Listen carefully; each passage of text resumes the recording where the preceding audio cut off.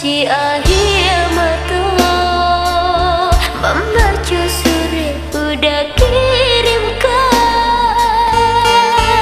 Apa salah denai sayang, cuba katakan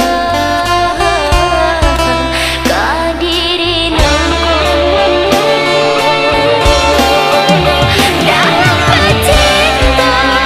Kita bersayang dalam berkasih, kita bersama pada hati dan korang menyuka dada membaca surat dan udah kirimkan.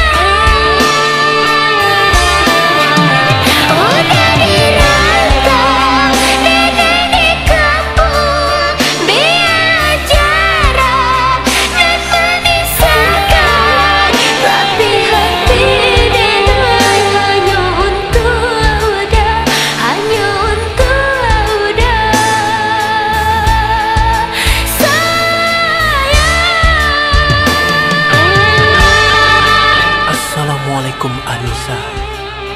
Terlebih dahulu Uda minta maaf kepada Anissa karena Uda tidak bisa memenuhi permintaan Anissa yang tidak bisa mungkin Uda capai. Kalau memang Nisa tidak bisa menerima Uda apa adanya, lebih baik kita putus saja atau berpisah saja. Maafkan Uda ya Anissa. Kalau jodoh pasti bertemu jua. Wassalam, Iwan Simpati.